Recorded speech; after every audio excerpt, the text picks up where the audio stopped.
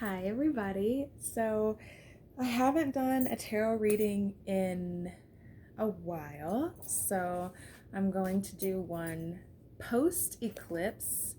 Now that we're coming into a lunar eclipse on January 10th in Cancer, and we just had a solar eclipse today, depending on where you're at, last night, tonight, now, whenever.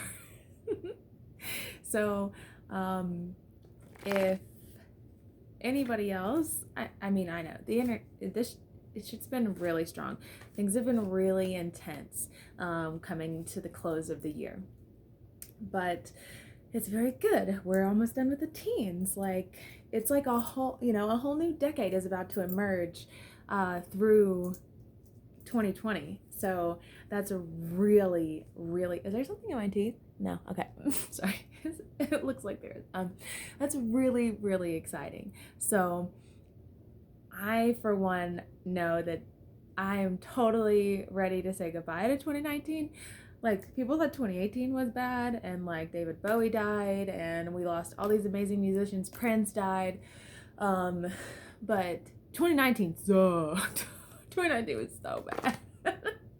So bad, but so good. There were so many good things, but so many things that I'm ready to forget, ready to leave behind, and ready to move on from, and just dust my shoulders off and be like, okay, so that happened.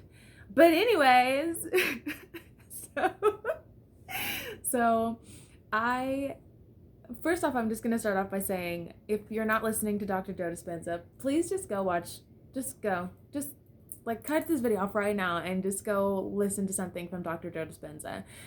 He's a neuroscientist, and the way that he talks about how we create things in our body and how we create a feeling before we actually create something is mind-blowing, like literally mind-blowing. So whenever you come out of a meditation, whenever you're thinking about something that you really want, or you just want, don't wait for the feeling. Don't wait for your abundance to feel wealthy.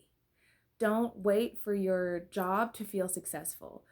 Feel those things and have your brain, like the latest in neuroscience shows that you can change your body by thinking. You can change your reality by thinking. So keep that in mind as I read these cards. And we'll see. I'll probably do two because I feel like, because honestly, I feel like there should be two cards. Sometimes when I just do one reading, I get a ton of feedback on just the one card readings that I do. But let's do two so that if something doesn't resonate with you in the first one, maybe it'll resonate with you in the second one. Maybe some things from each one will resonate with you. But note that if it doesn't sound true to you, if it doesn't feel true to you, it's not for you. So just let it go and see where it goes. And if it gives us a blank card, I'll ask for clarity and we'll get another card. So coming out of 2019 and into 2020, what's going to be the best medicine for us to carry? These are medicine cards, by the way, if you haven't watched any of my other videos. Porcupine? Porcupine, number 12. Nice. Okay, so I'm going to read that one, but also draw another card just so that we have it for... and clarity. So if you have a certain animal that you really like, you can also look up that animal. Like the first animal that comes to your mind whenever you think of an animal, that is your power totem for this time being. So like you have different power totems throughout your life. Different animals come to you for different times because you need their medicine at different times. Ooh, ant medicine. Okay, great. That's a really good one. That's a really, really, really good one. Okay, so let's read about this porcupine medicine. And the porcupine carries the number 12. And I think that, okay. The porcupine carries the number 12, and it's the medicine of innocence. So this goes into healing your inner child. If you just came out of Christmas and the holiday with your family, if you're still celebrating the holidays, Healing your inner child is something that really comes up around this time, because you, as a child, you feel like you can't speak about certain things and you feel silenced. And now that you're an adult and you can say those things that you want to say, then a lot of things change. The holidays are different. So keep that in mind, that the medicine is innocence, and that you have to reclaim that innocence, that innocent view of how the world is, to really heal yourself. It all comes back to you picked up a pattern when you were a child, you started a program, it's not beneficial, you have to let it go. You don't have to forgive. I'm a little bit on that. Maybe you don't have to forgive. Forgive yourself. Don't give other people. Giving someone else forgiveness is saying, you did something that I didn't like, but you can continue to do that and I'll be okay with it because it doesn't affect me. Forgive yourself for taking things so personally whenever something happens from someone else. Even if it's 100% intentionally to you, you think it's 100% intentionally done to you, it's never done to you. People only do things because they think they're going to feel a certain way after they feel or do or say or whatever. The south of the medicine wheel is the place of childlike innocence and humility. It is the home of playfulness and the position of Porcupine on the medicine wheel of life.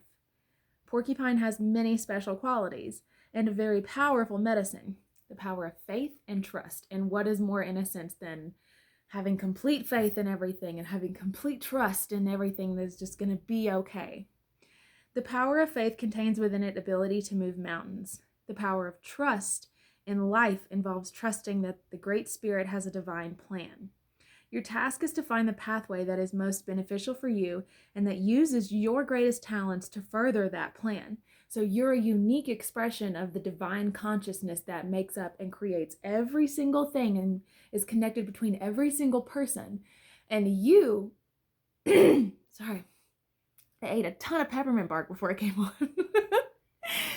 You are that divine expression, and it is your duty and your job on this planet to express your unique self and give and support and show your divine work and be an extreme expression of that divine consciousness. Trust can open doorways to the creation of space, and you have to have space to receive. The space thus created allows others to open their hearts to you and to share their gifts of love, joy, and companionship. If you were to observe Porcupine, you would immediately notice its quills. These quills are only used when trust is broken between Porcupine and another creature. Much like Otter, Porcupine is a gentle, loving creature and non-aggressive. When fear is not present, it is possible to feed a porcupine by hand and never get stuck by its quills. The sun is clearly doing something on the wall. I think he's trying to hang up a picture that he knocked over. Through understanding the basic nature of this animal, you may come to understand your own need for trust and faith, and for becoming like a child again.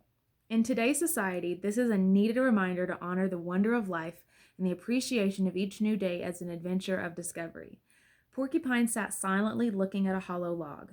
She wondered if it was a playhouse that nature had created just for her.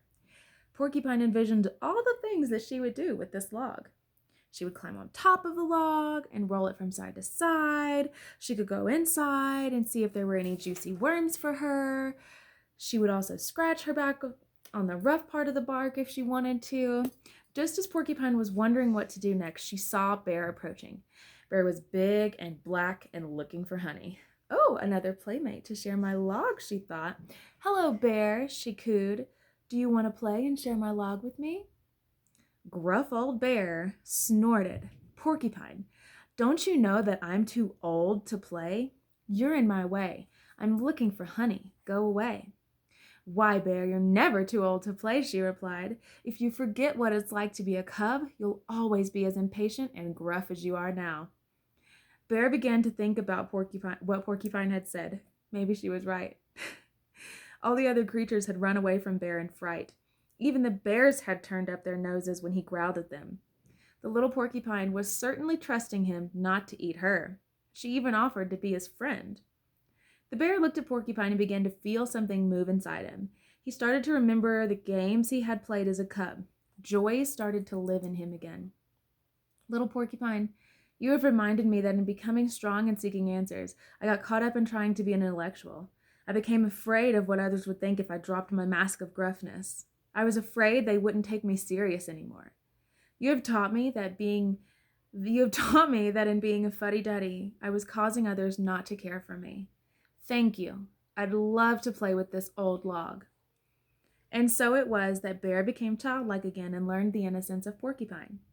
In choosing the Porcupine card, you have given yourself a gentle reminder not to get caught in the chaos of the adult world, where fear, greed, and suffering are commonplace.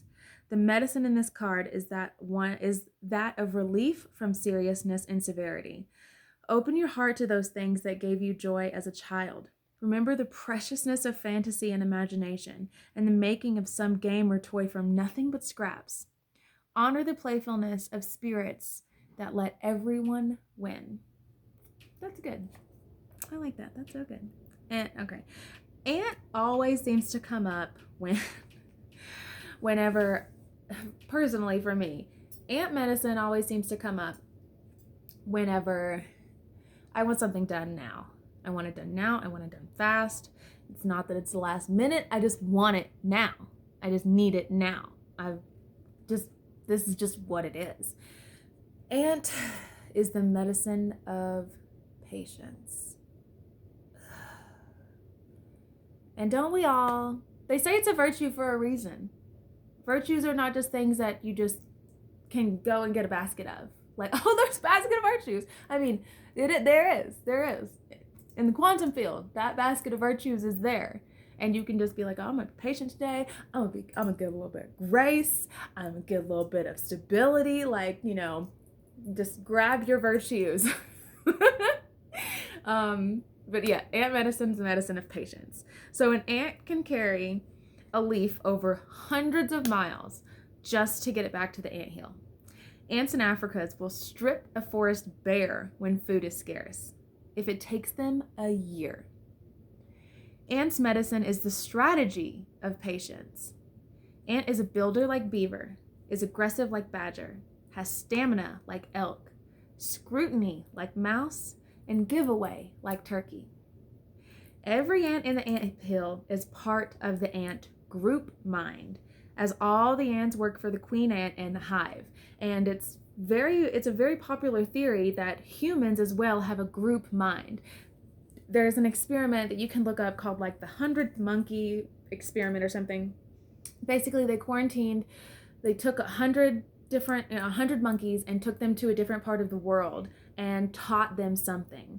And as the 100th monkey learned the thing that they were being taught, the new thing that they were being taught, the monkeys that they came from, the community of monkeys that they came from, started that thing. Same thing. They just started doing it. So like the group mind concept is that if enough people believe and do the same thing or believe and do something new, once it reaches a proportion of the society, a certain percentage of the entire population, then it becomes a part of the group mind. So it's very common that like fear and greed and things are part of the group mind, and that abundance and joy and love are becoming more of the consciousness of the group mind, like the Aquarian age, not so much of a rigid Piscean thinking where these are the way things are done, this is the only way it can be done, We are coming out of that. We are out of that. We are done with that. Like that structure program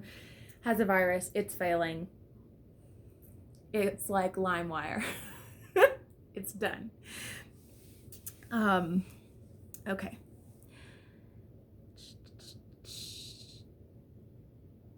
Self-sacrifice is a part of ant medicine.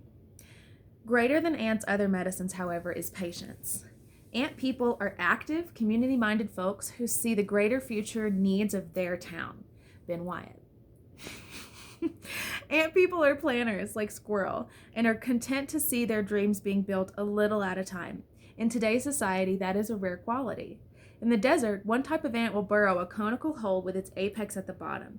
The ant will cover itself and patiently wait for some unsuspecting insect to fall in. As the sand crumbles, the prey eventually falls to the bottom, only to find ants' open jaws. Patience does have its rewards. Ant people have a knowing about the sweet victory at the end of the line. There is never a concern about going without if they are late to the opening of a sale. The saying, "What is mine will come," is my favorite, my absolute favorite. What is mine will come. If what they want is sold out, they're sure something equal or better is available. This is me to a T. Like, even my partner describes me like this to people, of being like, "Oh, if something bad happens, Maggie's so good at being like, it's totally okay, something better is coming along." If you have ant medicine, you eat slowly and deliberately and are content in knowing that what is yours will come to you. This knowing is good medicine. It shows a trust in the universe to provide. If ant meandered into your spread today, it is time to show a little trust and patience in some life situation. You may have forgotten that you will always receive that which you need at the time you need it most. Hallelujah. If it is not on the horizon or just around the next anthill, you may need to use some strategy. How can you put to use your power of creation until it arrives, whatever it means for you at this time? Ant is working for the good of the whole. Are you? If you are, be assured that the whole wants the same goodness for you and that it will be provided. I really like that. What was the last part that I just read that I was going to say something? It was, how can you use your power of creation until it arrives? This is where some of the Dr. Joe Dispenza talks come in. I'm going to wrap this up because I'm at like 17 minutes. This is where that talk comes in about creating that feeling in your body. Like when you come out of a meditation, don't come out of the meditation and be like, "Okay, I'm ready for what I wanted. I am ready." No, it's already happened. I put it into the quantum field. This is going to happen. This is happening. It already happened.